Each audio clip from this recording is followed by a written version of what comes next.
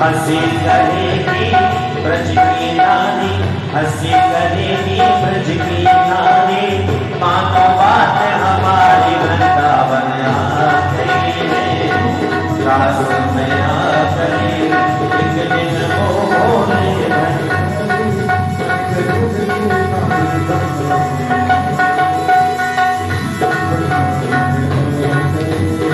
और बचेगी माना के वृंदावन आ गई है, वृंदावन जय जय।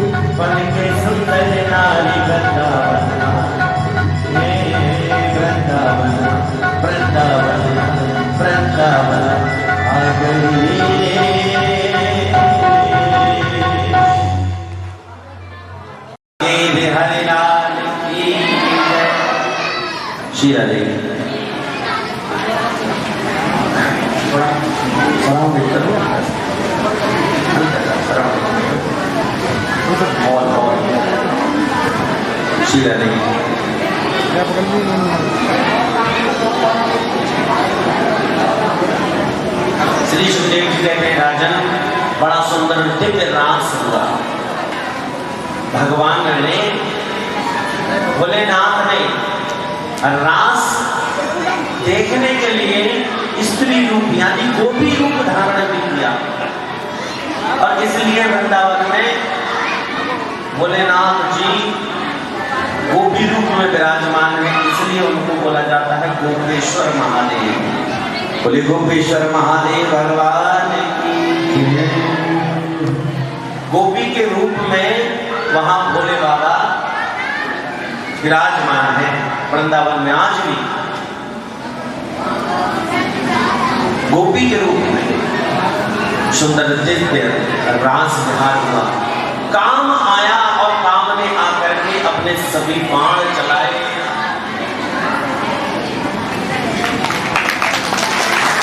भगवान की हरिनाथ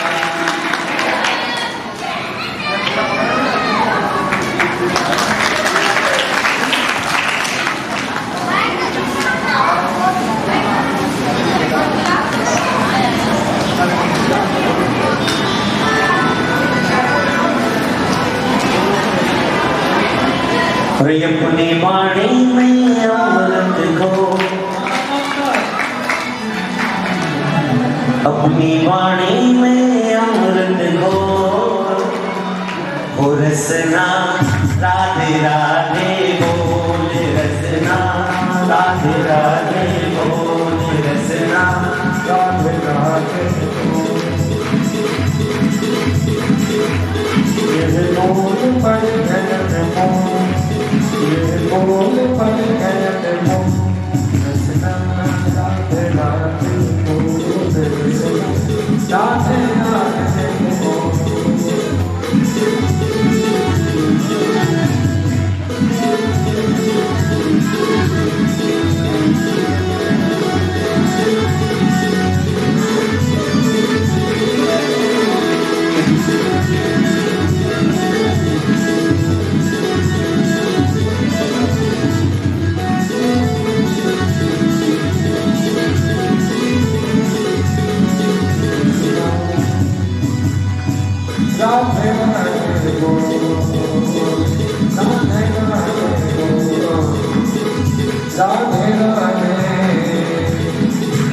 राधा जी बरसाने वाली, राधा जी वृषभान दुलारी, राधा जी वृषभान दुलारी, राधा जी वृषभान दुलारी, राधा जी वृषभान दुलारी।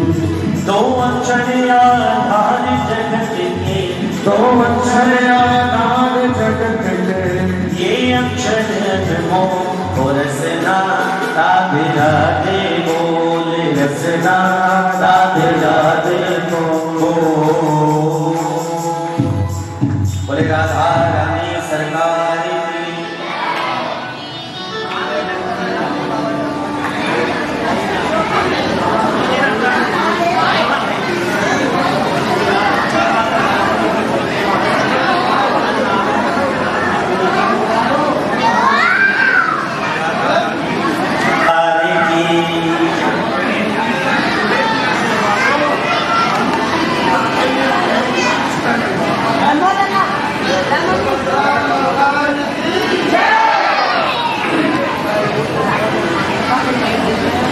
बोले गोविंद भगवान की।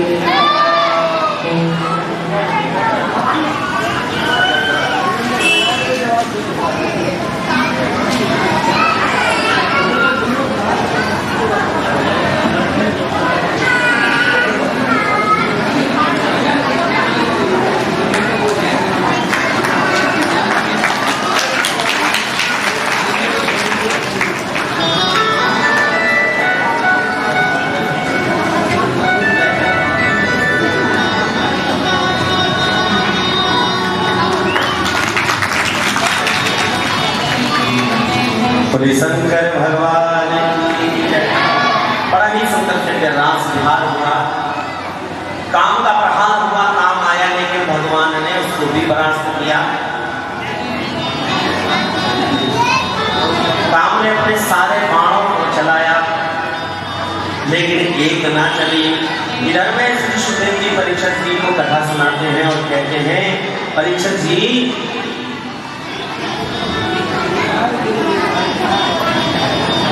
नारद जी कंस के पास पहुंचे और कंस से कहा, महाराज ऐसे ही चलता रहेगा भगवान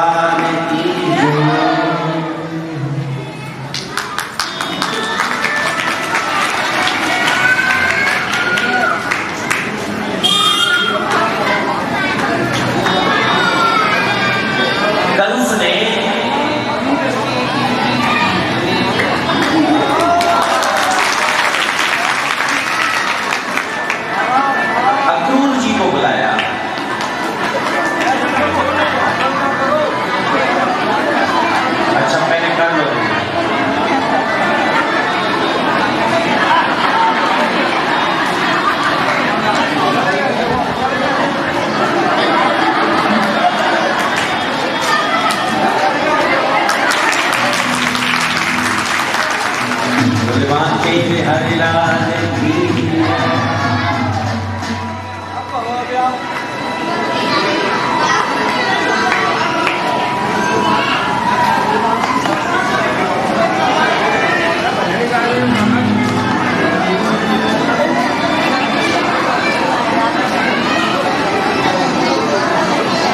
लो बातें कर लो थोड़ी देर, आप भी अपनी तरफ कर लो, कोई बात नहीं। हम तो कर ही रहे, थोड़ी देर आप भी कर, आपकी हम सुने क्या हो। बोली बाके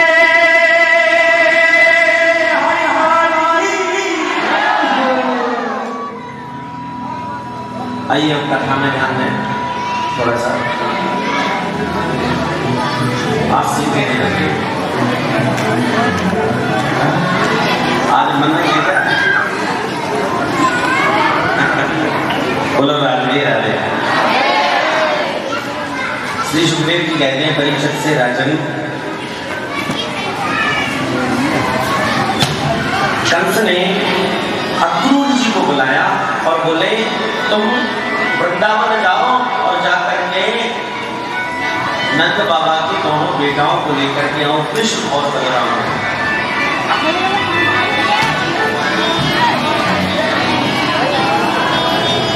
अक्रूर जी ने सोचा आज इसको कैसे विदित हो गया, आज इसके मन में कैसे आई कि कृष्ण और बलराम को इसने बुलाया है, कैसे इसके मन में विचार आया। कंस कहते हैं अक्रूर जी से, अक्रूर जी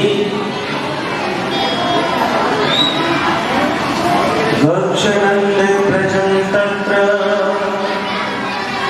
सुतावानकदुन्दुवे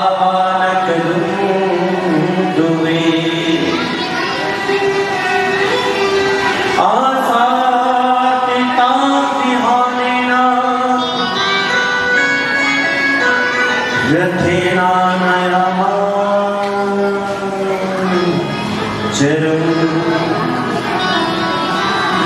गच्छनन्द प्रजं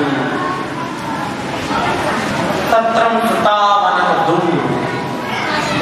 आप वृंदावन जाओ और वृंदावन जाकर के नंद के दोनों लालाओं को लेकर।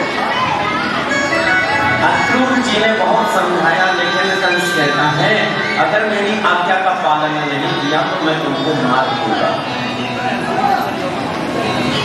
अक्रूर जी अपना आदत लेकर के देखिए 5 मिनट के लिए आप शांति बना के रखें, क्योंकि ये गोपी ग्रह की कथा है, आप ध्यान से श्रवण करें। अक्रूर जी रथ को लेकर के वृंदावन के लिए चलते हैं और जहां से वृंदावन तक जाने में मात्र 2 घंटे का समय या 1 घंटे का समय लगता है, अक्रूर जी को 10 घंटे लगते, क्योंकि भगवान के प्रेम में, भगवान की भक्ति की समाधि में अक्रूर जी सोचते हैं कि कंस ने बुलाया है, कहीं ऐसा ना हो धोखे से दोनों बच्चों को मरवा दे और मैं वृंदावन जाऊंगा तो पता नहीं किस भाव से, किस दृष्टि से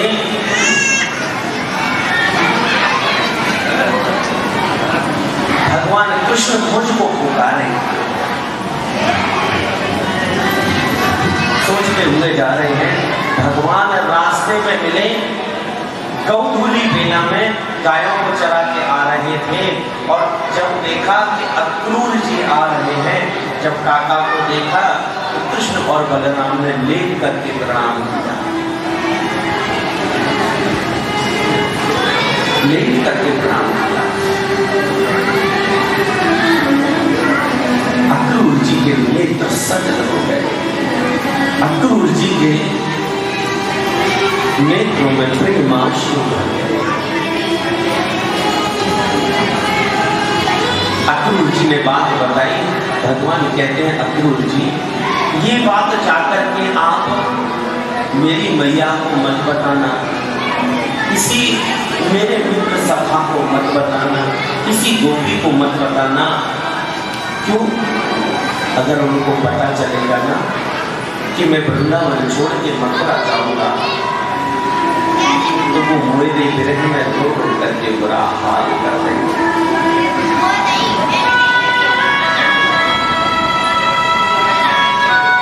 अक्रूर जी नंद भवन पहुंचे।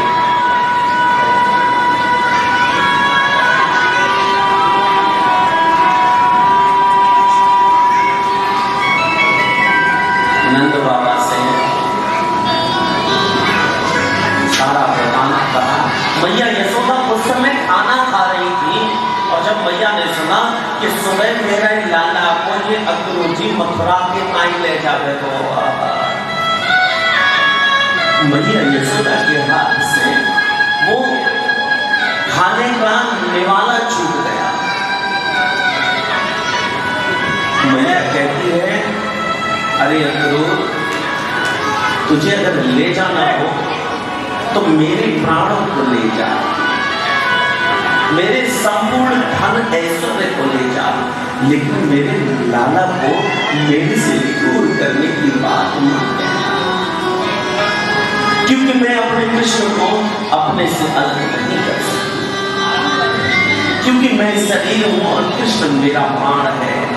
अगर प्राण ही अलग हो जाएंगे तो शरीर तो मर ही जाएगा। इसलिए भगवान कृष्ण आए, मैया की गोद में आके बैठ गए। मैया, 2 दिन की ही तो बात है, मामा की यहाँ मेला है और मैं परसों आ जाऊंगा, तुम चिंता ना करो।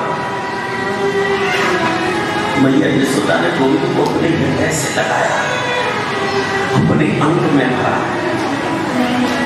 लाला, कहीं मुंह से कोई भूल तो ना देंगे, कहीं ऐसा तो नहीं कि तू मेरे ताई छोड़ के चलो जावे और फिर कभी ना आवे। अरे मैया, तू ऐसा क्यों सोचे है? मैं तेरा लाला हूं, तू चिंता न कर, मैं परसों आ जाऊंगा।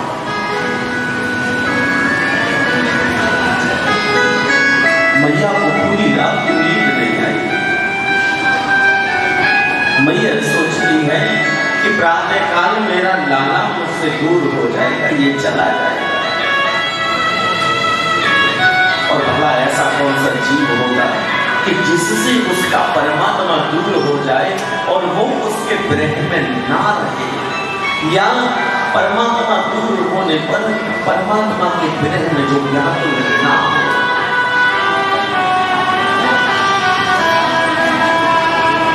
मैया यशोदा को पूरी रात नींद नहीं आई। मैया यशोदा बैठी है, एक खंबे से अपने सर को लगा लिया है और इतना रो रही है, इतना रो रही है कि रोते रोते उसकी आंखों के आंसू सूख गए। और यही विरह है कि कल मेरा लाला मुझसे दूर हो जाएगा, कल मेरा कृष्ण मुझको छोड़ के चला जाएगा। रात भर यही सोचती है। प्रातः काल जब 4 बजे अक्रूर जी ने अपने रथ को सजाया और जैसे ही नंद भवन के दरवाजे को खोला गया, तो जब दरवाजे को खोला गया तो देखा कि उस दरवाजे पर हजारों लाखों गोपियां खड़ी हैं और उन लाखों गोपियों के बीच में राधा रानी खड़ी हो और सबकी आंखों में केवल आंसू कि भगवान छोड़ के चले जाएंगे। और जैसे ही अक्रूर ने कृष्ण और बलराम को रथ में बिठाया और जब उन गोपियों ने देखा कि कृष्ण और बलराम रथ में बैठ गए हैं, उनके नेत्रों से अश्रु इसी तरह प्रवाह कर गए जैसे बरसात में पनारे चलते हैं। मानो गोपियों के प्राण निकले जा रहे हो, मानो गोपियों का सर्वस्व जा रहा हो।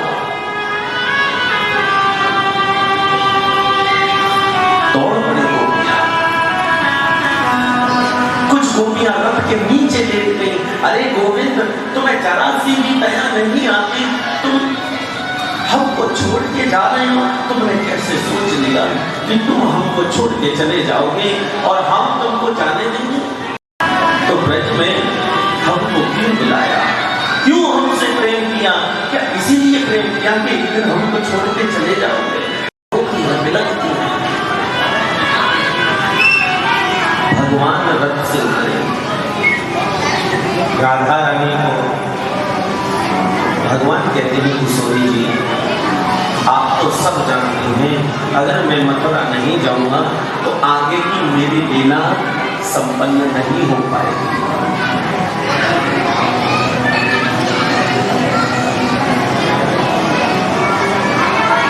गोपियां बार बार रुदन करती हैं, विलाप करती हैं। कृष्ण और बलराम रथ में बैठते हैं और जैसे ही रथ थोड़ा सा आगे बढ़ा,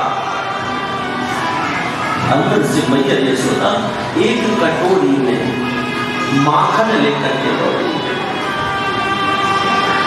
गिर जाती है, फिर खड़ी हो जाती है, फिर दौड़ पड़ती है। अरे भैया ताले रथ को रोक दे, जरा मेरे नाना को एक बार मेरे से मिलने तो दे।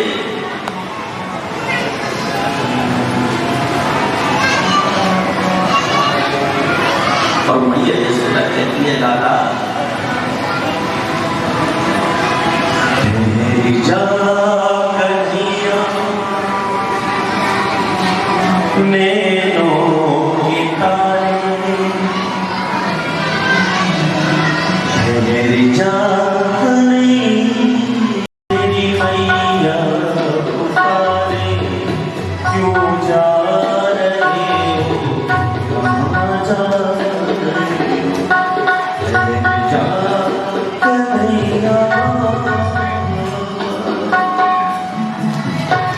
ये तेरो वृंदावन नाम है। अगर तेने काहू को यहाँ अगर गाली दे गई तो यहाँ प्रभु कौन बचावे को? ये वृंदावन नाम है दादा, ये मथुरा है। बलराम जी कहते हैं, बाबा तुम चिंता ना करो, मैं लाला की ताई मथुरा दिखा के अवश्य ले आऊंगा जल्दी ही।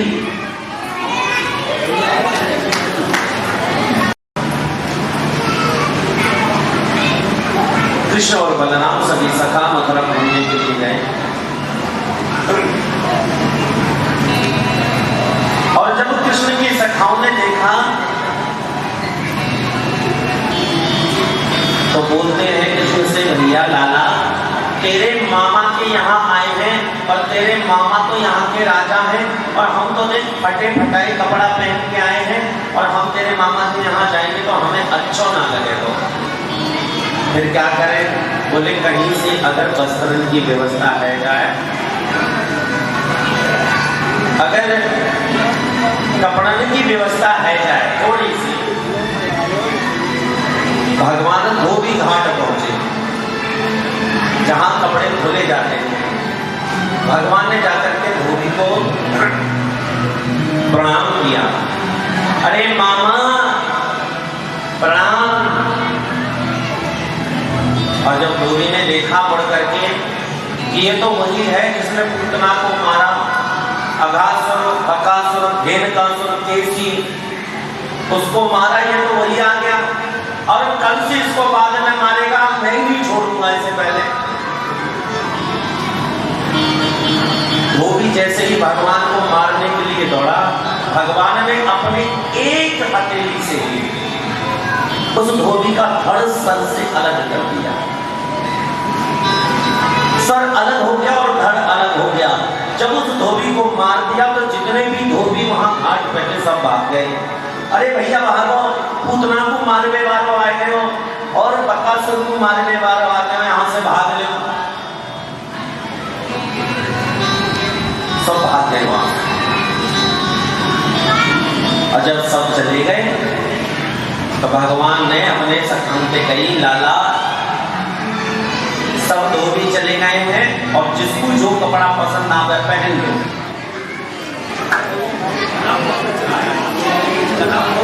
भगवान ने कहा बाल बालों से, भैया जिसको जो कपड़ा पसंद आए सब पहन लो। सबने वस्त्र पहने। अब वस्त्र महाराजाओं के थे, कंस के वस्त्र खुले जाते थे। अब छोटे छोटे ब्रजवासी अब वस्त्र हैं बड़े बड़े। अब जब वस्त्र पहन लिए और जब चले तो पूरी सड़क साफ होती जा रही। इतने बड़े बड़े वस्त्र को देख करके ब्रजवासी बोलने लगा, इन वस्त्र को अगर पहन के जाएंगे तो तेरे मामा कहाँ सोचेंगे कि बालक हैं छोटे छोटे और कपड़ा इतने बड़े बड़े, कोई कहेंगे कि ये मांग के पहन के आए मंगेरू से लग रहे हैं।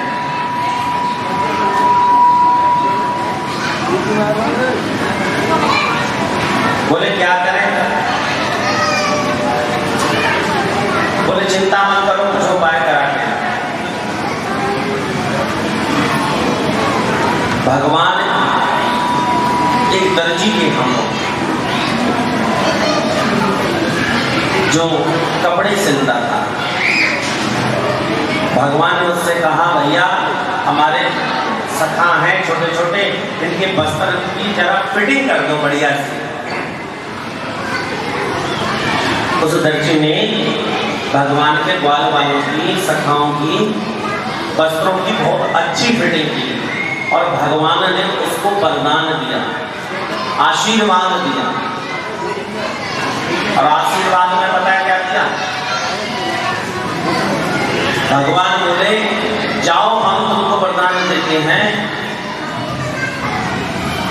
कि कलयुग में कपड़ा तो सस्ता होगा लेकिन सिलाई उसकी,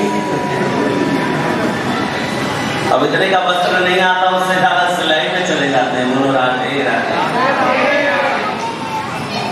भगवान ने सुंदर आशीर्वाद दिया। श्री राधे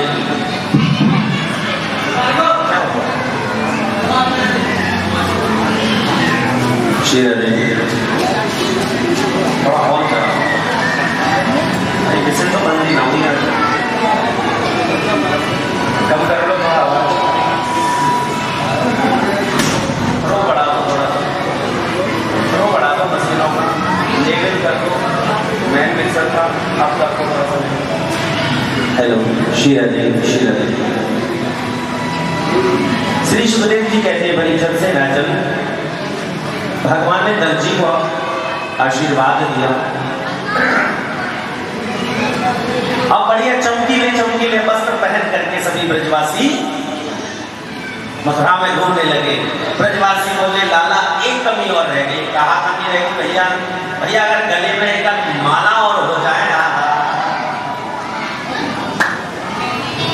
एक सुदामा नाम के माली के यहाँ भगवान पहुंचे और उसने सुंदर श्रृंगार किया भगवान का और फूलों से सजाया। फूलों में सज रहे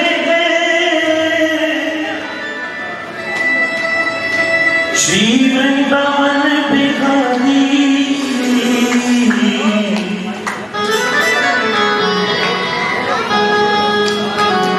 और साथ सज रहे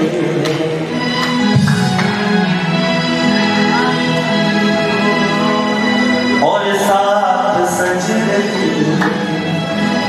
प्रशोभान की गुलाबी तो वृंदावन में सजती है, लेकिन ये मथुरा है। और साथ सज रहे सारे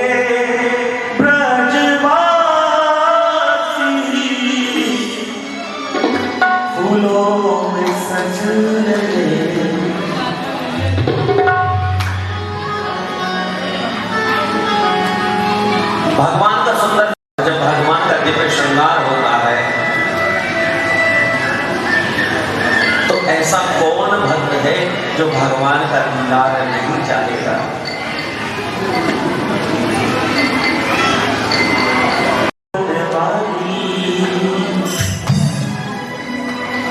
मुझे दर्शन दो बनवारी, नहीं तो मर जाऊंगी मार कटारी, नहीं तो मर जाऊंगी मार कटारी।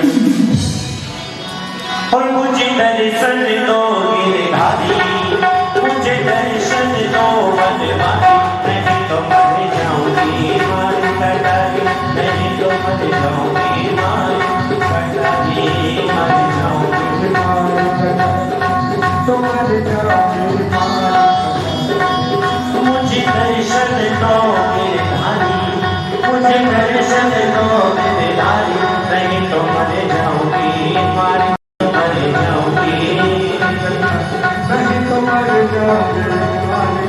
ताली सेवा करने वाले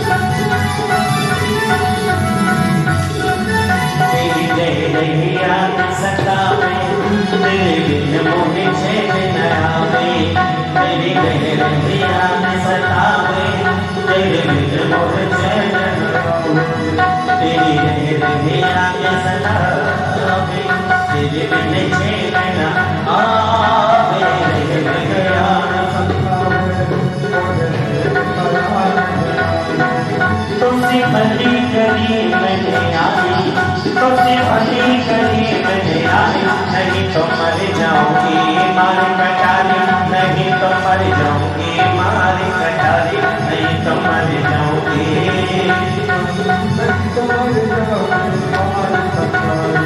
और मुझे दर्शन दो गिरधारी, मुझे दर्शन दो गिरधारी, नहीं तो मर जाऊंगी मार कटारी, नहीं तो मर जाऊंगी मार कटारी, मर जाऊंगी। ताली सेवा करते हुए भागे वाली लाल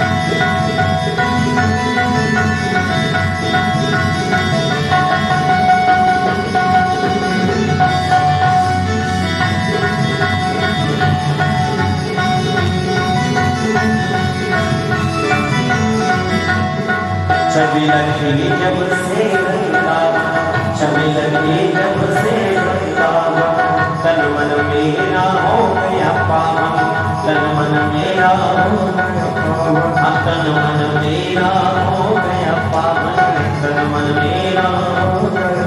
तुमसे भली करी मैंने आई, तुमसे भली करी मैंने आई, नहीं तो मर जाऊंगी मार कटारी, नहीं तो मर जाऊंगी मार कटारी।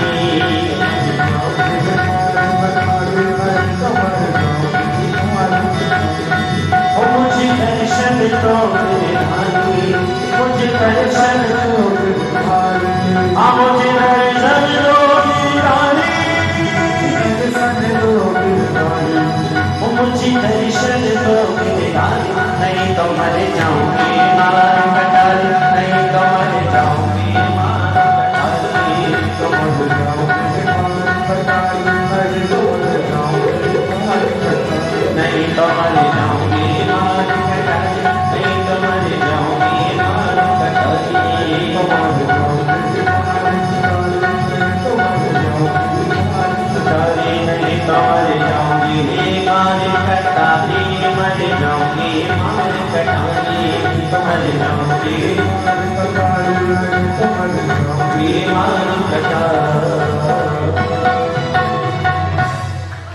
बोले बहुत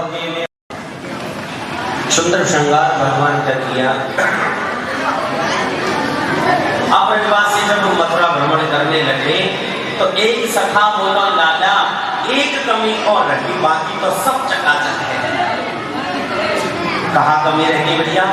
अगर माथे पे थोड़ा सा चंदन और लग जाते हैं, क्योंकि ब्रजवासियों को चंदन लगाने के अलावा और कुछ सूझता ही नहीं। और ब्रजवासी चंदन लगा के बड़े आनंद में डोले हैं। थापक फगुआ चंदन पूरे मस्तक पे पोत लेंगे, उसे बोले थापक फगुआ चंदन। हाँ, जैसे हमारे परीक्षित महाराज सुबह से थापक फगुआ चंदन लगा के घूमते रहना है। भगवान ने कहा चिंता मत करो, ये भी व्यवस्था करेंगे। एक स्त्री जो 3 जगह से टेढ़ी है। अच्छा, ठाकुर जी कितने जगह से टेढ़े हैं? 3 जगह से। कहां से? पैरों से, क्योंकि वो टेढ़े खड़े होते हैं। कमर से, और तीसरा मुख से, क्योंकि जब मुरली को बजाते हैं तो गर्दन को झुका लेते हैं। तो 3 जगह से टेढ़े। और जो वो स्त्री है जिसका नाम है कुब्जा, वो कितनी जगह से टेढ़ी है? 3 जगह से। भगवान उसको आवाज देते हैं, अरे सुंदरी,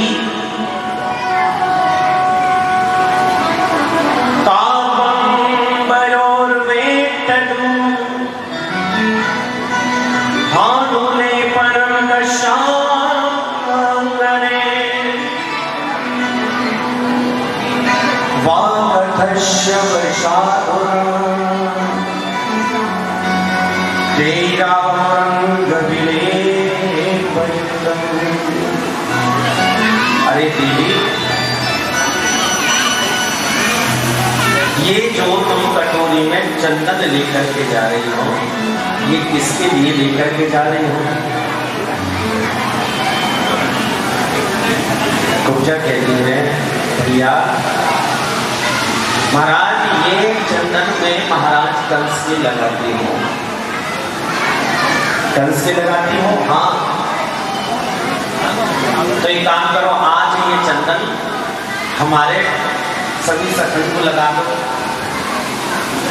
कुब्जा कहती है, प्रभु आज तक मुझे किसी ने सुंदरी नहीं कहा, और आपने मुझे सुंदरी कह करके संबोधित किया। बोलो राधे राधे। थोड़ा शांत कम करो, हल्का पेश हो, ठीक रहेगा। शीरदे शीरदे। आपने मुझे सुंदरी कह के घोषित किया, बुलाया। प्रभु अच्छा देखो एक बात और, अगर माताओं की थोड़ी तारीफ कर दो ना,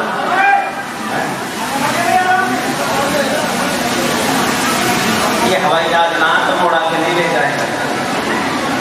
बोलो राधे राधे।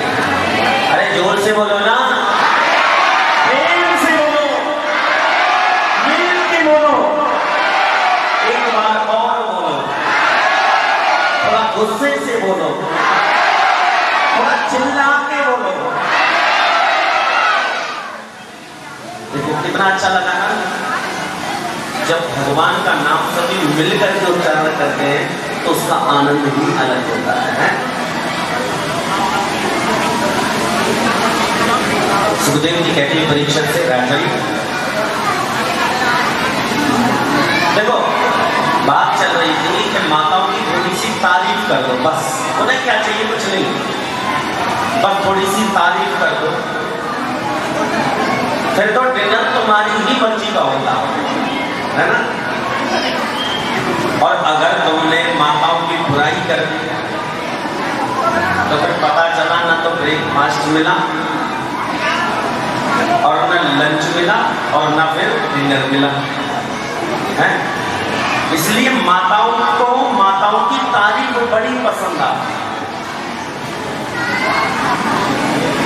और ज्यादा अच्छा सुंदर डिनर चाहिए तो माताओं के पीहर वालों की तारीफ करना शुरू कर दो, क्योंकि जहां पीहर का नाम आता है भैया,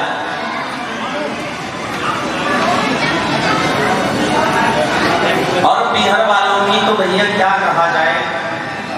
देखो अगर पीहर से भैया आ जाए ना बहन के यहाँ ससुराल में, चाहे रात के 2 बजे आ जाए, बहन तभी उठेगी और गरम गरम खाना बना के खिलाएंगे। और अगर रात को 12 बजे देवर आ जाए कहीं नौकरी से, तो इतनी लेट आए हैं खा के नहीं आ सकते हैं? तो ये बहन भाई का प्यार है। तो माताओं को कुछ नहीं चाहिए, बस थोड़ा सा आप उनकी पढ़ाई करो। और माता यही चाहते हैं कि हमारे पति हमारी पढ़ाई करें, बस चाहे नमक ज्यादा हो फिर भी ये कहो कि बहुत ही सुंदर सब्जी बनी है आज, बस तारीफ। ऐसे भगवान ने उस उपचार को सुंदरी कह के बोला, जो हमेशा उसको कुबड़ी कुबड़ी कह के बुलाते थे, भगवान ने आज उसको सुंदरी कह के संबोधित किया। और कुब्जा ने ब्रजवासियों के चंदन लगाया सबके। अब भगवान के चंदन लगाने लगी तो भगवान थोड़े से बड़े हैं, क्योंकि 7 वर्ष 54 दिन के हैं भगवान जब मथुरा के। अब उचक रही है, पैरों को उठाती है तो मस्तक तक नहीं पहुंच पाती है। भगवान ने कुब्जा के पैरों के अंगूठों पर अपने पैर के अंगूठे रखे और एक हाथ गर्दन के पीछे लगाया और एक हाथ ठोड़ी के नीचे लगाया, और भगवान ने जोर का झटका दिया। और जैसे ही झटका दिया तो जो कुब्जा, जो कुबड़ी 3 जगह से टेढ़ी थी, वो परम सुंदरी बन गई। ये भगवान की भक्ति का प्रताप है, ये भगवान की भक्ति का प्रताप है। त्रेता में जो शूर्पणखा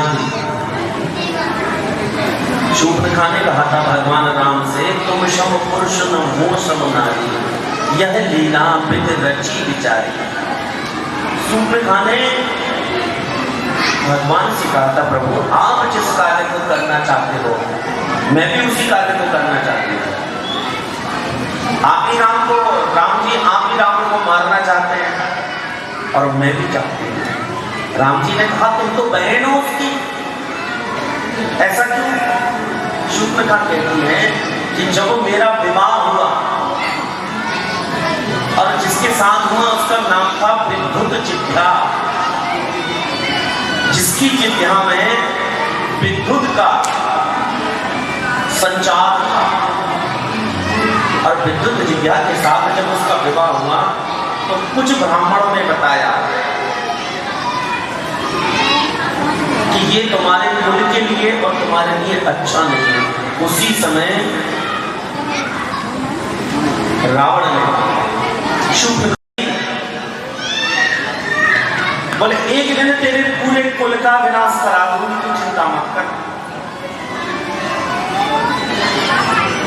भगवान से कहा तो भगवान ने कहा तो कैसे करोगी सहायता? बोले मैं एक एक राक्षस को लाती रहूंगी, आप एक एक करके मारते रहना, आसान हो जाएगा काम। शूर्पणखा एक एक को लाती नहीं और भगवान एक एक करके गोविंदाई नमो नमः करते रहे। कथा लंबी है, राम कथा अध्यात्म में है, गूढ़ बातें हैं, लेकिन जब राम कथा होती है तो उसका आनंद अलग होता है और कृष्ण कथा का आनंद अलग है, क्योंकि राम जी जो है वो है मर्यादा पुरुषोत्तम। तो वो जो राम कथा है वो मर्यादा में रह करके सुनी और कही जाती है। और कृष्ण जी हैं हमारे थोड़े से चंचल, थोड़े से हास्य स्वभाव के, वहां पर मैं खूब चावल करके आई, ऐसा बताते हैं सबको। और भगवान ने उसको अपनाया और जब देखा कि अपने आप को कि मैं परम सुंदरी बन गई, आहा, नाचने लगी। आनंद छा गया। और जहां कंस ने धनुष यज्ञ रखा था, ग्वालिया पीठ नामक हाथी को दरवाजे में छोड़ा। बोले कृष्ण बलराम आए तो दोनों, कृष्ण और बलराम आए हैं तो दोनों के पीछे दौड़ पड़ा और दोनों ने उस हाथी को पकड़ लिया और उठा करके आकाश मार्ग में 7 बार घुमा के जमीन पे बैठा उसका प्रणाम कर दिया। युद्ध में पहुंचे जहां मल्ल युद्ध होता था।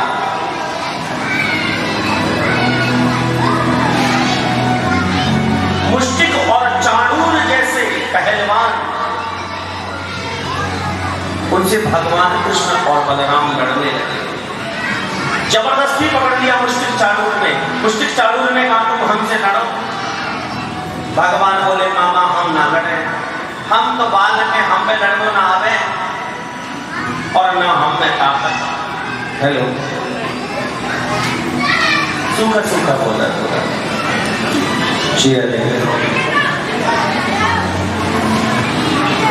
मुष्टिक चाणूर बोले कि तुम पे लड़ो ना आवे तो ये इतने राक्षस जो गए, पूतना गई, अघासुर, बकासुर, भेदकासुर, ये सब कैसे मर गए? भगवान कहते हैं मामा ये तो सब मरे मराए गए, हमने तो बस जमुना जी में बहाए हैं। ये तो सब मरे मराए गए। बोलो राधे राधे। अरे जोर से बोलो ना, एक बार और बोलो। बलराम ने मुष्टिक को पकड़ लिया और कृष्ण ने चाणूर को पकड़ लिया और दोनों को घुमा करके उठा के पटका और दोनों का प्रणाम कर दिया भगवान ने। और दौड़ करके कंस के सिंहासन पर पहुंच गए और कंस के बालों को पकड़ लिया। और जब कंस के बालों को पकड़ा, कंस ने कहा अरे अरे मेरे बालों को तो छोड़ो, मेरे बालों में दर्द हो रहा है, छोड़ो, अगर मैं तुम्हारा मामा हूं। भगवान कहते हैं आज पता चला है कि बाल पकड़ने से दर्द होता है। जिस समय मेरी मां को तुमने बाल पकड़ करके घसीटा था, रथ में से पटक दिया था, जाके पग न फटी दिवाई सो का जाने पीर पर आई। आज पता चल रहा है कि हाँ दर्द भी होता है। कंस को सिंहासन से उठा के नीचे रणभूमि में फेंक दिया भगवान ने।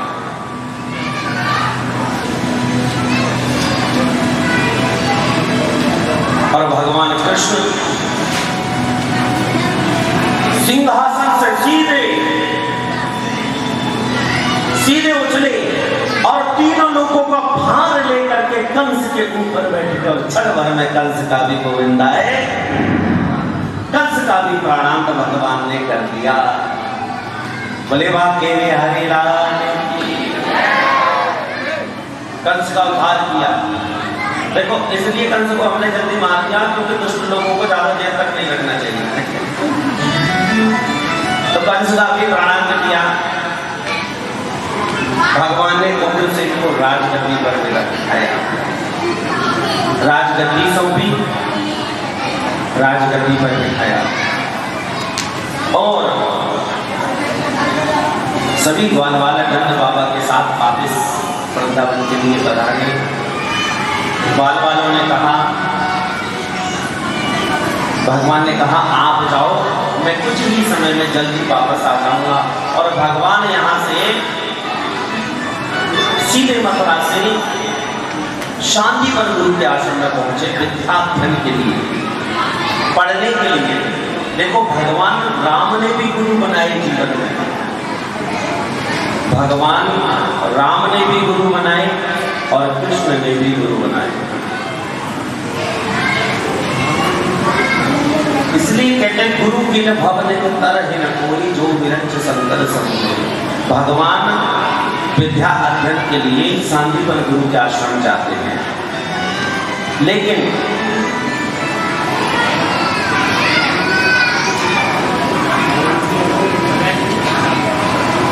गुरु के पढ़ने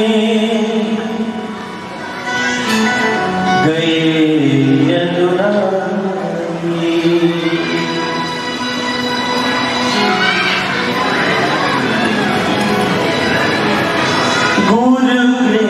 पड़े गई ये दुराई, गुरु पड़े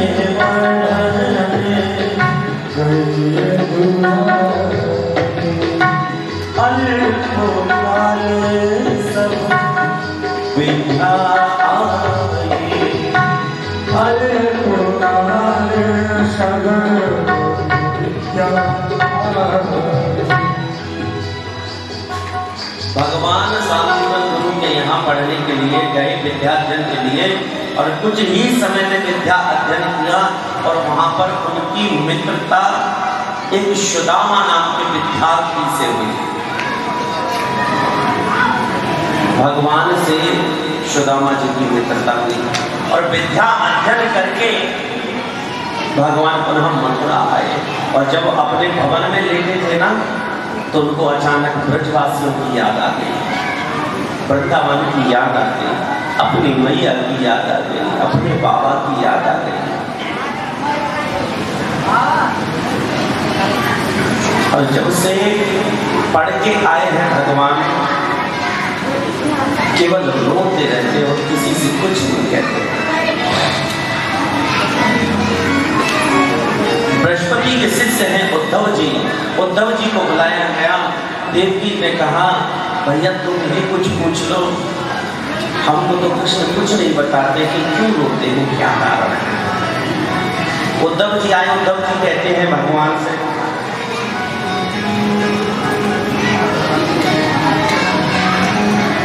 उद्धव कहते हैं प्रभु आखिर क्या बात है, मैं तो आपका मित्र हूं, आप तो मुझे तो बता सकते हैं ना।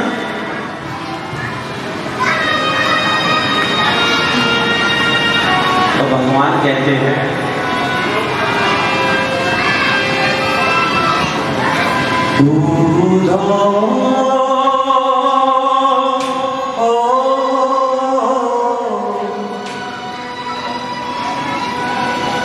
मोही ब्रज बिसरत नहीं, बिसरत नहीं, बिसरत नहीं। अरे उद्धव, मुझे वृंदावन की याद रह कर आती है।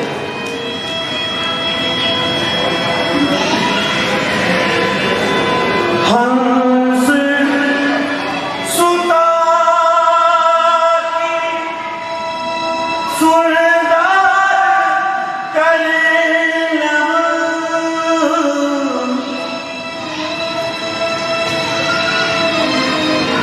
और कुंजन की छाई,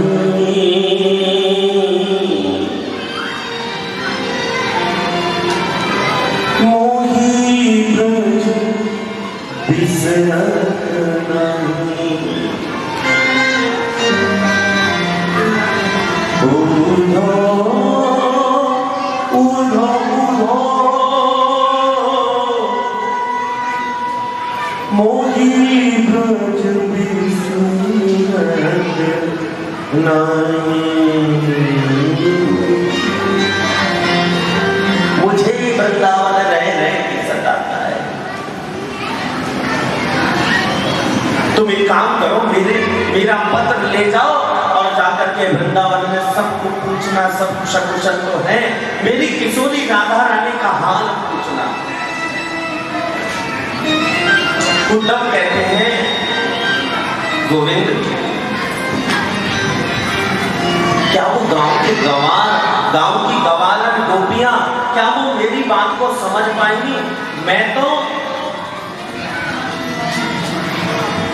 बृहस्पति का शिष्य हूं और मैंने तो वेद शास्त्रों का अध्ययन किया है। बोले बाबा हरे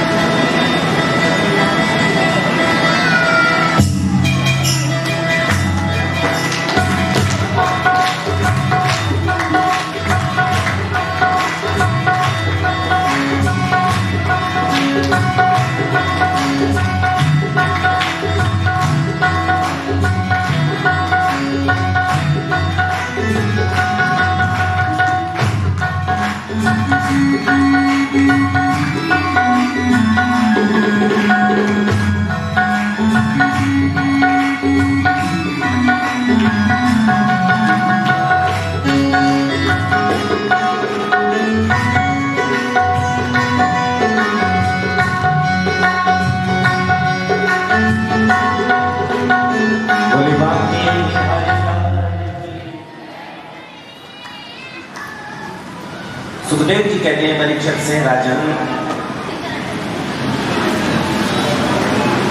उद्धव कहते हैं क्या वो ब्रज की प्रजांगनाएं मेरे वेद की भाषा को समझ पाएंगी? भगवान कहते हैं उद्धव तुम जाओ कि सही, क्योंकि उद्धव को अपने ज्ञान का अभिमान है। उद्धव जी कहते हैं ठीक है मैं चला जाता हूं आपके कहने से, लेकिन ज्यादा समय में नहीं रुकूंगा, थोड़ी देर ही मैं वहां रुकूंगा। अगर उन्होंने मेरी बात को समझ लिया तो ठीक, वरना मैं वापस आ जाऊंगा। उद्धव जी पत्र लेकर के गए, भगवान ने अपना पीतांबर दिया और अपना मोर पंख दिया, बोले इसे पहन के धारण करके जाओ तो तुम्हें ब्रजवासी पहचान लेंगे।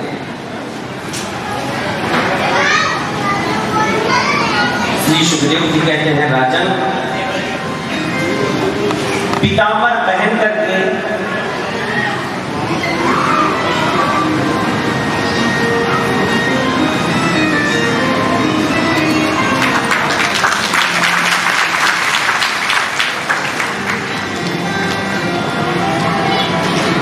वो पीतांबर पहन करके मोर पंख धारण करके ब्रज की ओर चला। अब वृंदावन में से जब से भगवान गए हैं, ग्वाल बाल रोज सुबह उस रास्ते में बैठ जाते हैं कि शायद आज भगवान कृष्ण लौट करके आ जाएंगे। रोज यही रहता है। लेकिन आज जब किसी को रथ में आते देखा तो सखा बोले आज हमारा मित्र आ गया, सब दौड़ पड़े। एक सखा झाड़ी के पीछे चल गया, सबने कहा अरे लाला तुम आए चले वो कहा। लाला बोला पहले वो आके मेरे से मांगा, सोचने लगा कि कोई बात नहीं पहले मिल लेते हैं उससे, दौड़ पड़ा। लेकिन रथ में उद्धव जी को जब देखा वो ग्वाल बाल फिर से शांत हो गए। उद्धव ने कहा भैया हमको के घर ले गए, और ग्वाल वालों ने कहा लाला जब से कृष्ण यहाँ से गए हैं मथुरा को तब से मैया ऊंचो सुनने लगी है, कम देखे है, थोड़ा तेज बोलना। जाकर के उद्धव ने तेज आवाज में बोला मैया मैं कृष्ण को मित्र, बृहस्पति को शिष्य उद्धव हूं, आपके चरणों में प्रणाम करूं हूं। और जैसे ही जोर से धीरे बोलना,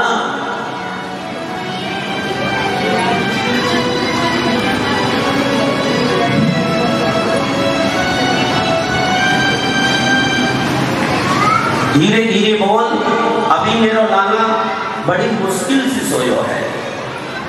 उन्होंने देखा कि जिस कृष्ण को मैं मथुरा छोड़ के आया हूं, मैया कह रही है पालना में सो रहा है। उद्धव के ज्ञान की प्रथम सीढ़ी खिसक गई। जाकर के देखा कि पालना में तो कोई नहीं है। मैया आराम से कह गई अरे उद्धव मुंह लगाओ कि मेरा लाला तो पालना में सो रहे हो है, रोती है। उद्धव जी ने बहुत समझाया, और उद्धव जी जहां यमुना के किनारे लाखों गोपियां, उद्धव ने गोपियों को भी बहुत समझाया कि अपने मन को ब्रह्म में लगाओ। तुम जिस कृष्ण का चिंतन कर रही हो वो कोई साधारण नहीं है, वो तो साक्षात ब्रह्म है। और ब्रह्म जो होता है वो तुम्हारा कल्याण कर देगा अगर तुम मन को उसमें लगा लोगे। किया कूदो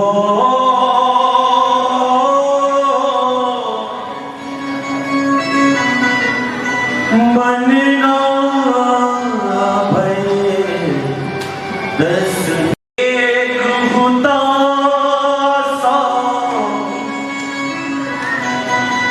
गयो शाम संग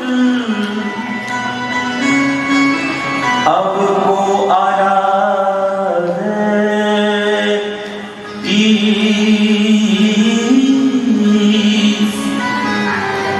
मन एक था और वो तो हमारा कृष्ण के साथ चला गया।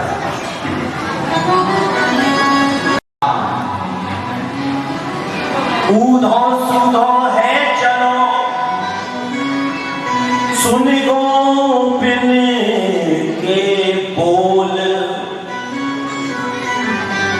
ज्ञान बजाई डुगडुगी और प्रेम बजायो ढोल।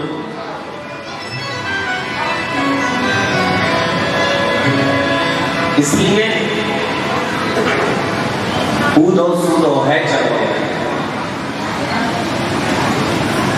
प्रेम के वशीभूत होकर के उद्धव 7 महीने बाद वापस लौटे। 7 महीने में उस प्रेम, उस भक्ति और उस ज्ञान की गंगा में ऐसे डुबकी लगाई उद्धव ने जो पल भर की कह के आए थे। 7 महीने बाद ये हो आया कि मैं मथुरा से वृंदावन आया हूं। 7 महीने बाद आया।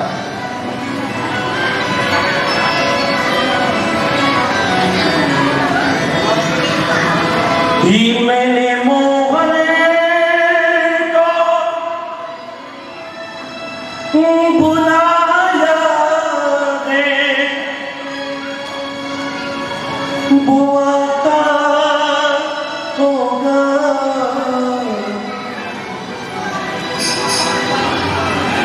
तुम भी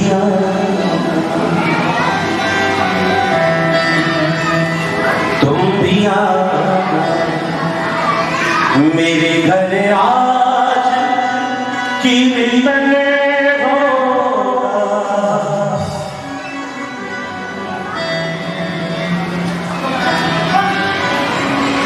और मैंने गोविंद को बुलाया है बुआ का होगा वो आता होगा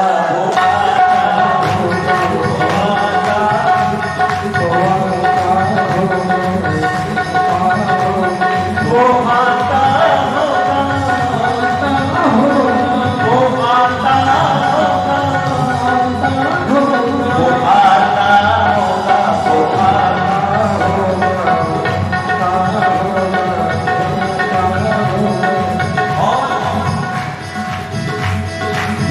गोविंद को बुलाया है वो आता होगा। तुम भी आना। क्यों आना? क्योंकि जब भगवान आएंगे मेरे घर तो कहते हैं ना मेरी झोपड़ी के बाद जब मेरी झोपड़ी के बाद मेरी झोपड़ी के बाद जग जाएंगे राम आएंगे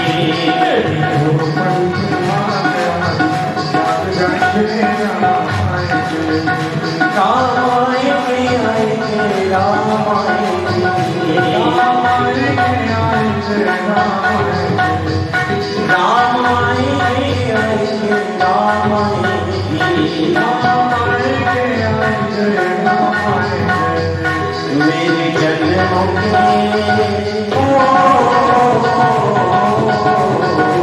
मेरे जन्मों के सारे पाप कट जाएंगे राम आएंगे मेरे जन्मों के सारे पाप कट जाएंगे राम आएंगे ओ राम आएंगे तो अपना सजाऊंगी राम आएंगे तो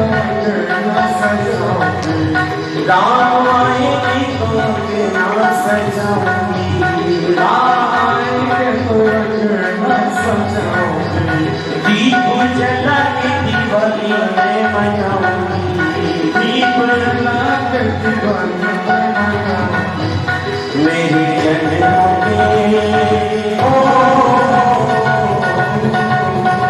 मेरे जन्म के सारे पाप कट जाएंगे राम आएंगे मेरी झोपड़ी के बाहर ओ राम आएंगे आएंगे राम आएंगे इसलिए कहा क्या कहा तुम भी आना तुम भी आना तुम भी आना मेरे घर आज तमाशा होगा तुम भी आना मेरे घर आज तमाशा होगा मैंने मोहन को बुलाया है वो आता होगा मैंने मोहन को बुलाया है वो आता होगा मैंने मोहन को बुलाया है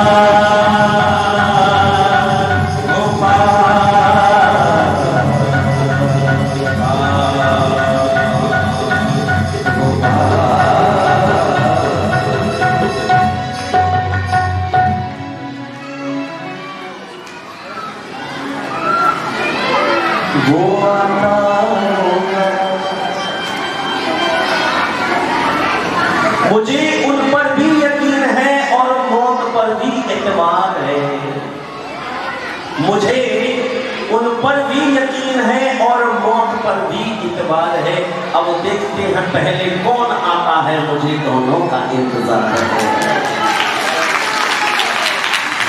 मुझे तो मेरे शाम का भी इंतजार है और मुझे मौत का भी इंतजार है लेकिन अब देखते हैं पहले कौन आएगा क्या मेरी भक्ति में इतनी सामर्थ्य है कि ईश्वर पहले आ जाए सामर्थ्य होगी अगर सावित्री जैसा तुम्हारा अडिग पथ होगा तो यमराज के यहां से वापस आ जाओगे हैं श्री सुखदेव जी कहते हैं राजन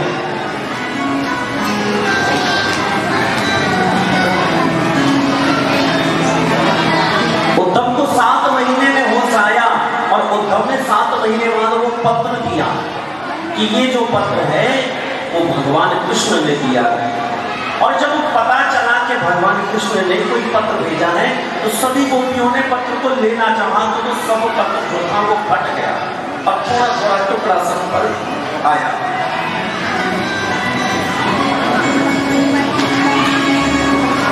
और जब वो पत्र देखा कि उसमें कुछ लिखा ही नहीं था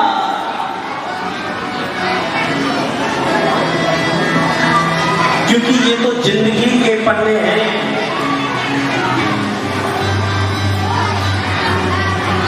ये तो जिंदगी के पन्ने हैं कहा कुछ भी नहीं और जब पढ़ा पत्र प्रेम का तो उसमें लिखा कुछ भी नहीं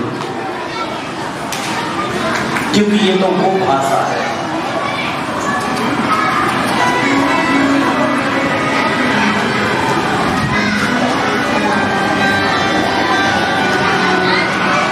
की बड़ी करेगा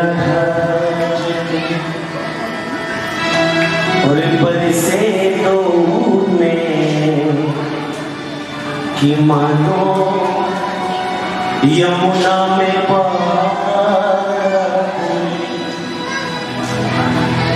व्याकुल विकल मन तन मन की सुध बुध बेचारी।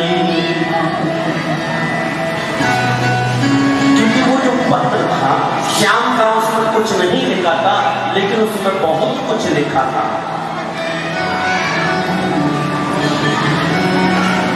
ये जिंदगी के जो पत्र हैं, बस फर्क इतना है कि किसी के तो छिप जाते हैं और किसी के छप जाते हैं। तो कहते हैं जिसका समाज में चरित्र अच्छा है उसका चित्र भी अच्छा है, और जिसका चरित्र अच्छा नहीं उसका चित्र अच्छा है। हम मंदिरों में पूजा करते हैं, भगवान के चरित्र की पूजा करते हैं, क्योंकि उन्होंने ऐसा किरदार किया, उन्होंने ऐसा मनुष्य जीवन जी करके हमें बताया कि ऐसे जीवन जीना चाहिए। तो जिसका चरित्र अच्छा है समाज में उसका चित्र अच्छा है। इसलिए हमेशा चरित्र अच्छा बनाओ, चित्र अपने आप अच्छा बन जाएगा, और फिर वो छिपने वाली बात नहीं होगी, फिर वो छपने वाली बात होगी। जब भक्ति सर पे चढ़ के बोलेगी ना, और जब भक्ति का नशा चढ़ेगा, नशा केवल भक्ति का, किसी और चीज का नहीं। बोलो राधे राधे। अरे जोर से बोलो ना, अरे प्रेम से बोलो, एक बार और बोलो। देखिए बड़ा अच्छा लगता है जब आप सभी मिलकर के बोलते हैं, बड़ा आनंद आता है। श्री सुखदेव जी कहते हैं, राजन जब उद्धव वापस आया और 7 महीने बाद भगवान कृष्ण से मिला, तो भगवान कृष्ण ने कहा उद्धव को देखते ही, आओ ज्ञानी जी आओ, क्या हाल है। उद्धव जी कहते, रहने दो केशव, जले पे नमक मत छिड़को। क्यों?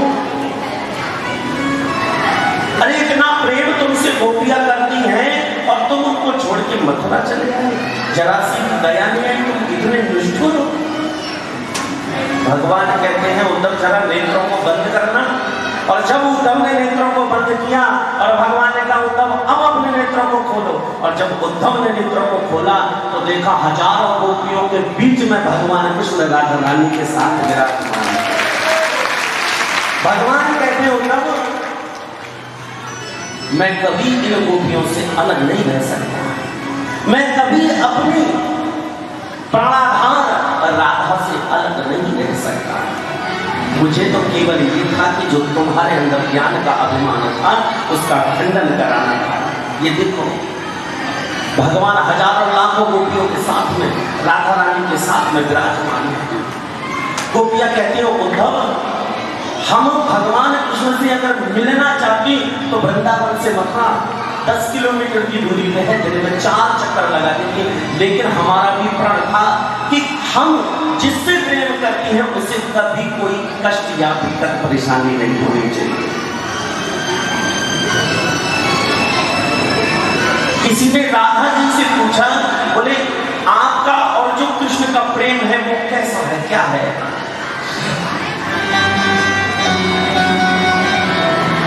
राधा जी कहती हैं भले ही शरीर दो हो लेकिन प्राण एक ही है, और रोज मिलत मानो कबू मिले ना है। रोज हर घड़ी हर पल हर सेकंड मिलते हो, लेकिन फिर भी मन में ऐसी ललक रहती है कि शायद हम इतने वर्षों से नहीं मिले। ये प्रेम की प्रधानता है।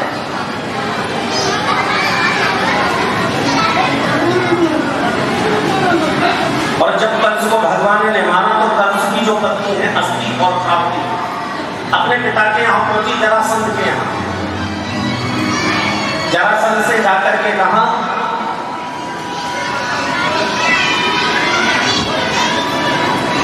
तो जरासंध ने मथुरा पर 17 बार आक्रमण किया। कितनी बार? 17 बार। और 18वीं बार जब आक्रमण करने लगा तो ब्राह्मण को बिठा दिया अनुष्ठान में, पूजा पे। बोले आप जाप करो, अगर इस बार मैं जीत गया तो आपको जितनी धन दक्षिणा दौलत दूंगा कि फिर आपको कभी जाप करने की जरूरत नहीं पड़ेगी, मांगने की जरूरत नहीं पड़ेगी। ब्राह्मणों को जाप में बिठा दिया। अब वो ब्राह्मण भगवान से विनती करते, प्रभु इस दुष्ट से हमारी प्राण रक्षा करो, कैसे भी करो। तो 17 बार जिसको हरा दिया हो भगवान ने, क्या 18वीं बार नहीं हरा सकते? 23 अक्षौहिणी सेना लेकर के आक्रमण किया। और जब 18वीं बार आए तो बलराम जी बोले कृष्ण से, भैया ये तो अपनी बार क्या करना चाहिए? बोले कोई बात नहीं, अपनी चले चलते हैं यहाँ से, अब क्या लड़ना।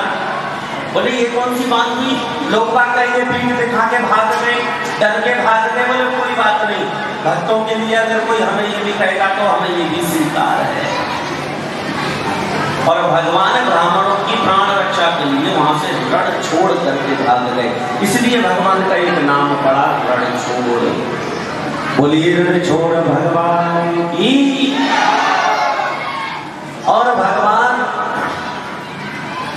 समुद्र के किनारे पहुंचे और जो देवताओं के शिल्पीकार हैं विश्वकर्मा जी, उन्होंने समुद्र के अंदर एक सुंदर नगरी का निर्माण किया जिसे हम बोलते हैं द्वारिकापुरी। बोले द्वारिकाधीश भगवान की। भगवान द्वारिकापुरी में पहुंचे और सोते हुए यदुवंशियों को द्वारिकापुरी में ही बुला लिया। और जो बलराम है, रेवत नाम के राजा हैं, जिनकी पुत्री का नाम है रेवती, और रेवती का विवाह हुआ बलराम जी के साथ। जब बलराम जी का विवाह हो गया तो अब बात आई हमारे भगवान जी, क्योंकि अब ठाकुर जी का भी तो विवाह होना चाहिए, राजा बन गए। बोलो राधे राधे। अच्छा, बारात में कौन कौन चलेगा? सब चलेंगे। और लड़की वाले कौन कौन बन के आए हैं? एक भी हाथ ना उठे, 2-4 ही उठे। कहीं महाराज दहेज न मांग लें। और लड़का वाले देखो, सब लड़की वाले हैं, सब लड़का वाले, भैया कोई डरो मत है। सब लड़का वाले हैं और सब लड़की वाले हैं। देखो ये तो एक है हमारा भाव है, जिसने हमको सब कुछ दिया, जिसने हमको ये मनुष्य शरीर दिया, हम उसे क्या दे सकते हैं? तुम्हारे पास तुम्हारा अपना कुछ है जो तुम उसको दे सको? अगर देना है तो उसे भाव दो, देना है तो उसे प्रेम दो, अगर चढ़ाना है तो प्रेम अश्रु चढ़ाओ। ये तो केवल एक भाव है। कुंदनपुर के राजा है भीष्म, जिनकी पुत्री का नाम है रुक्मणी। और रुक्मणी ने बचपन से ही भगवान कृष्ण की लीलाओं का गुणानुवाद सुना था। और जो रुक्मणी के बड़े भैया हैं रुक्मी, उन्होंने रुक्मणी जी का विवाह शिशुपाल के साथ तय किया, लेकिन रुक्मणी जी नहीं चाहती कि शिशुपाल के साथ उनका विवाह हो। वो चाहती है कि मेरा विवाह तो केवल द्वारिकाधीश के साथ हो।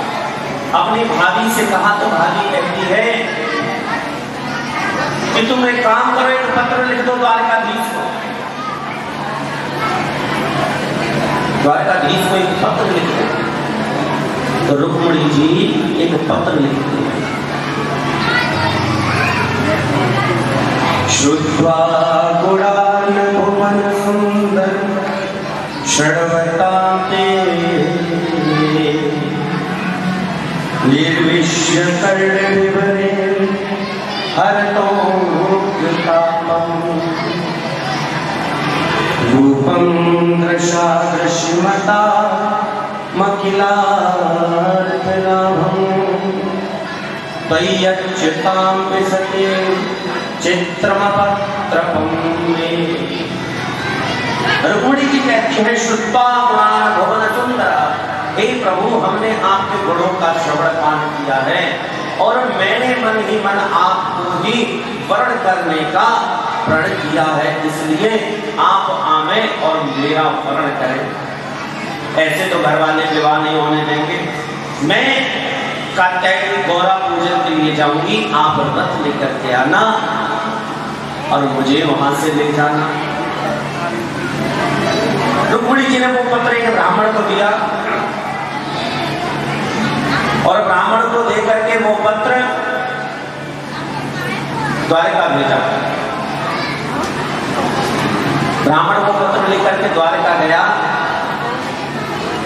और भगवान से कहता है प्रभु आपके नाम का पत्र आया है। भगवान कहते तो पढ़ो क्या आया है। ब्राह्मण देव कहते हैं नहीं नहीं महाराज ये तुम्हारा पर्सनल पत्र है। बोले मेरे यहाँ कुछ पर्सनल नहीं है, मेरे यहाँ सब कुछ ओपन है, आप तो पत्र पढ़िए। पत्र पढ़ा और जब उसमें सुना तो भगवान कहते हैं आप चिंता ना करो, हम तुम्हारे साथ चलते हैं। और भगवान रथ लेकर के सीधे रुक्मिणी जी के स्वयंवर में पधारे।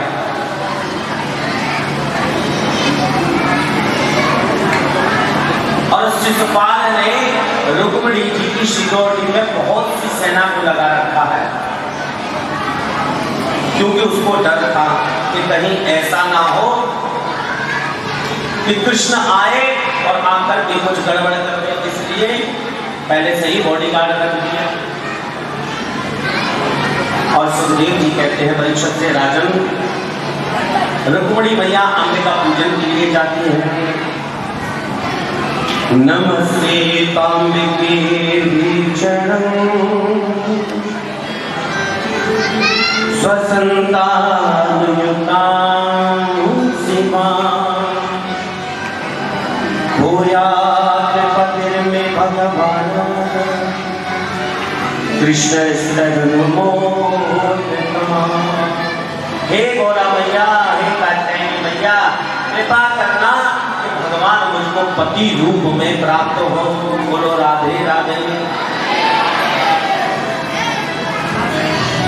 और जब इतना कहा तो बाम अंग फल करने लगे, शुभ संकेत हो गए, मानो गौरा मैया ने आशीर्वाद दे दिया हो। कहते हैं ना कि जब वो बाम अंग फल करने लगे स्त्री की, और कहावत की है आंख फड़के बाई, आंख फड़के बाई पी मिले या साई, है ना, तो शुभ संकेत होते हैं। रुक्मिणी जी को शुभ संकेत होते हैं।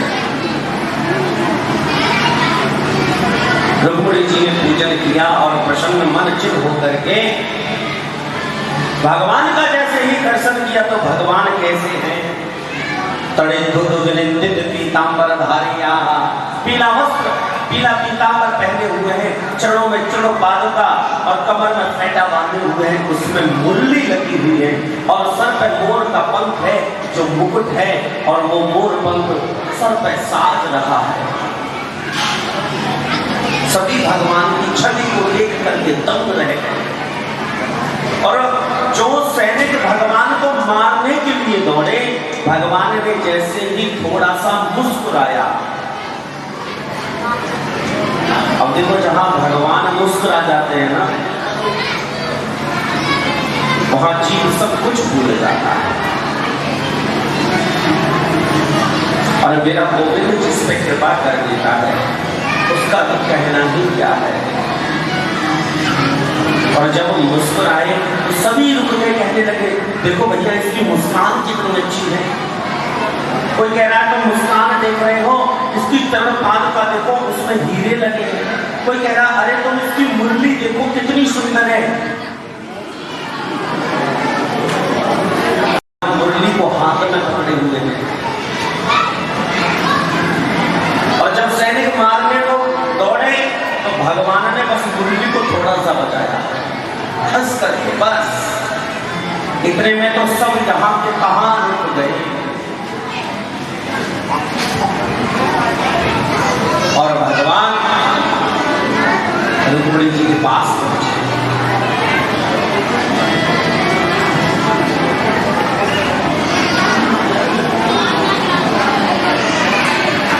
और रुक्मिणी मैया अपनी सखियों के साथ में पूजन करके आती हैं और रुक्मिणी मैया जी कहती हैं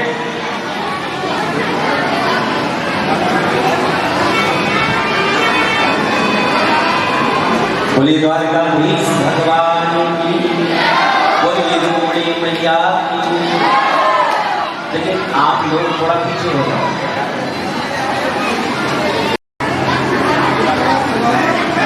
ये मैया के प्रसाद नहीं आएगा। अभी तो देखो थोड़ी सी कथा और है 5 मिनट की। ऐसा लगता है जैसे ब्रजधाम की शादी है। आज मेरे श्याम की शादी है तो सभी मस्ती के साथ में चलेंगे, लेकिन 5 मिनट की कथा हो रहे हैं। और देखो जो ये बच्चे खड़े हैं, खड़े कोई नहीं होंगे, व्यवस्था पर अपनी व्यवस्था। कोई भी बालक नहीं दिखना चाहिए मुझे। साउंड के पास कोई भी माता बहन या कोई भी बालक नहीं आना चाहिए। इस बात का विशेष ध्यान रखें आप। हाँ, व्यवस्था करने का सजा दो और मुझे श्याम सुंदर की दुल्हन बना दो। मुझे श्याम और मुझे श्याम सुंदर की दुल्हन बना दो। मुझे श्याम आओ मेरी सखियों मुझे मेहंदी लगा दो। आओ मेरी सखियों मुझे मेहंदी लगा दो। मेहंदी लगा दो मुझे ऐसी सजा दो। मेहंदी लगा दो मुझे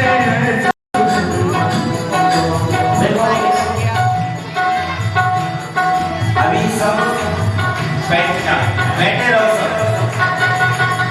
एक माला आंखों जी को और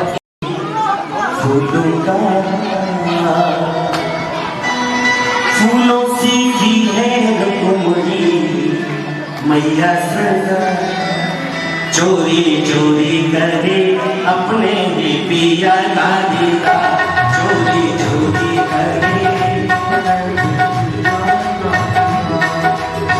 हाथों में लेके फूलों से की है रुक्मिणी मैया सदा चोरी चोरी चोरी करे अपने में पिया का दीदा। चोरी चोरी करे अपने में पिया का दीदा। प्रभु ने बनाई कैसी जोड़ी, एक है चंदा दूजी चकोरी। रब ने बनाई कैसी जोड़ी, एक है चंदा दूजी चकोरी। चोरी चोरी चोरी करे अपने बिना का दीदा। चोरी चोरी चोरी करे। बोलिए रुक्मिणी मंगल भगवान की। पहले रुक्मिणी मैया डालेगी जयमाला। आप डालिए जयमाला और सभी जोरदार ताली बजा करके रुक्मिणी मैया के सामने आप भी डाल दीजिए। बोलिए द्वारकाधीश भगवान, बोलिए रुक्मिणी मैया।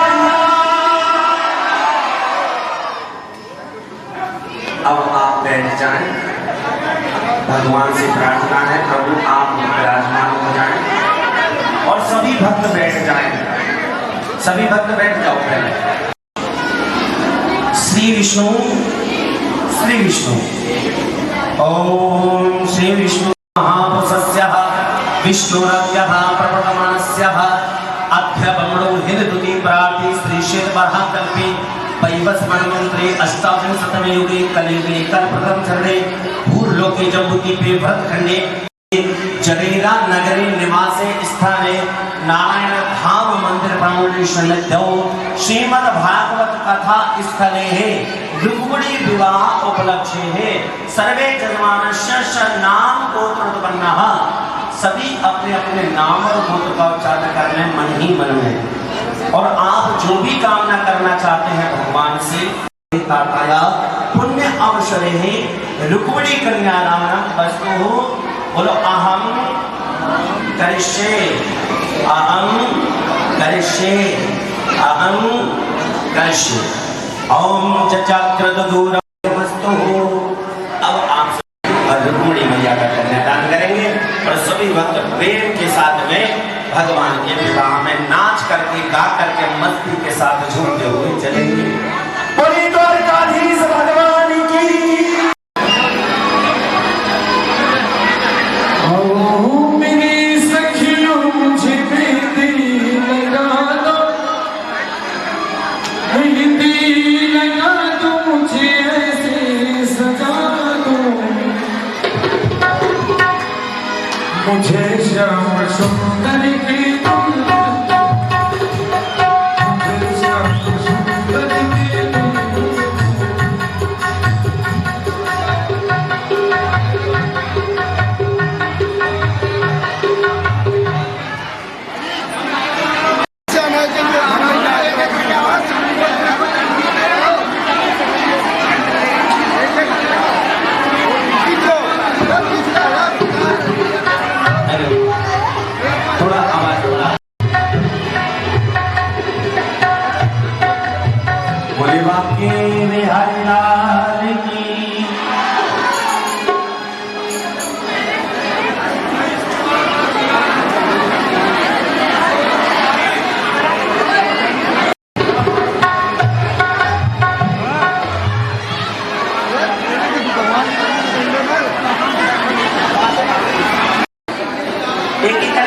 करो, एक एक करके आओ।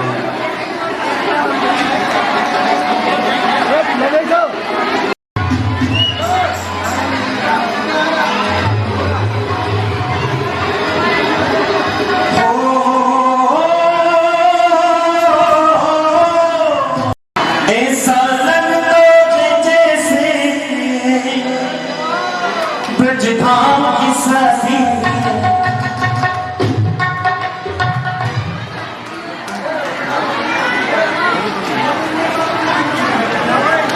और ये सालंदा से जैसे ओ शाम की शादी में मेरे घर शाम की शादी, ओ शाम की शादी में मेरे घर शाम की शादी, आज मेरे शाम की शादी क्या हो।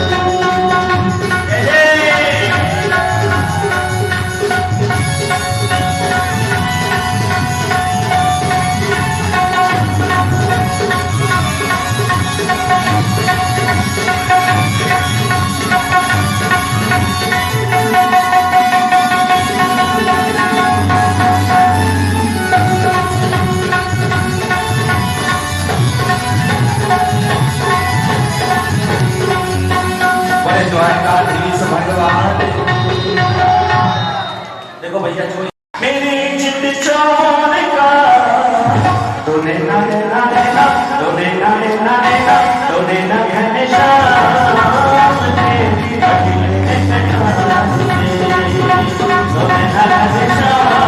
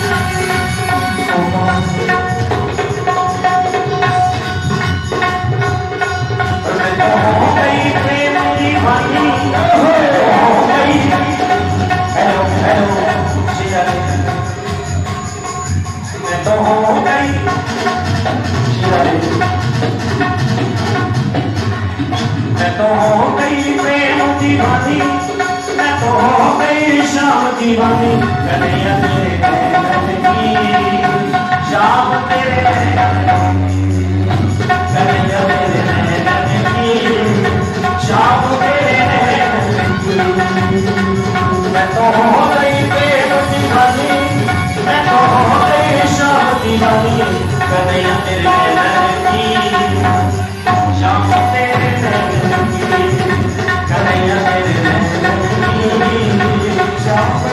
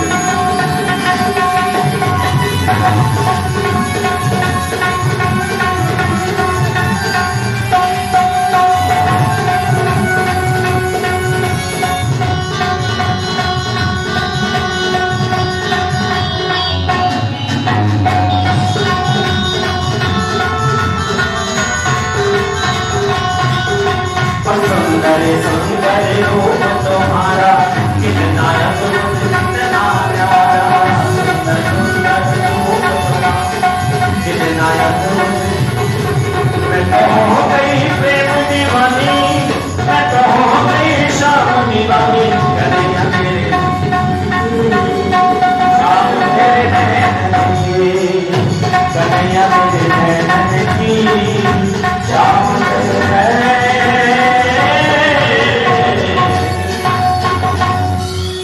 द्वारकाधीश भगवान की।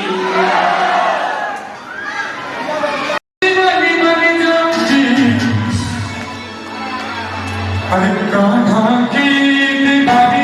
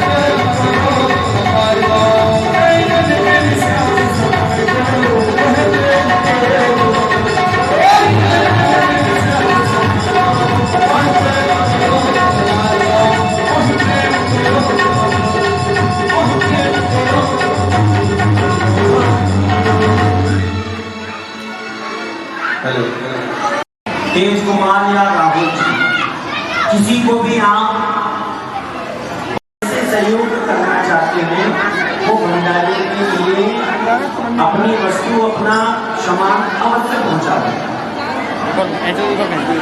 और कल की कथा को ध्यान में रखते हुए समय से आएंगे और एक बार जोर से बोलेंगे बोली बांके बिहारी लाल। क्योंकि समय की भी अधिकता है तो कहेंगे आचार्य जी से परीक्षित जी हमारे जहाँ तक भी हो आरती के लिए कम से कम आरती में तो सम्मिलित होना चाहिए। मेकअप छूट जाओगी। और जो भक्त बाहर है वो मंदिर की आरती में सम्मिलित ये करते हैं पावन आरती। और एक विशेष फूलों की होली और सभी भोले बाबा के हरे राम और इसी क्रम में सभी भक्तों को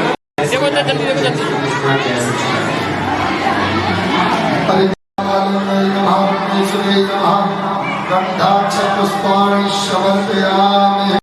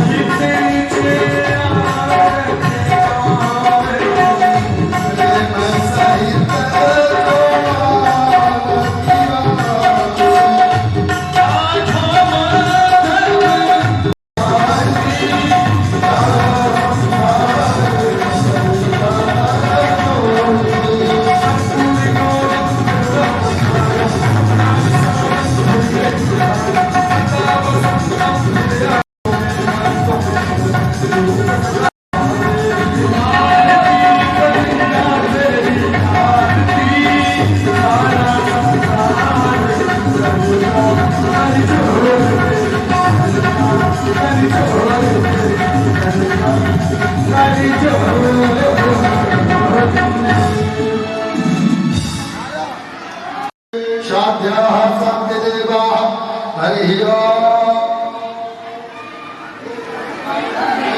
वाक्यतुण्डाय परमेश्वरः शांगाय सपरिवाराय सर्वदासंगाय सर्वे अमाय देवी देवताय श्रीमद् पुराण पुरुषोत्तमाय मत पुष्पांजलि समर्पयामि। बोलिए वाग्देव हरिलाल के, भागवत महापुराण के, व्यास जी महाराज के, परीक्षित जी महाराज के। धर्म की अधर्म का प्राणियों में विश्व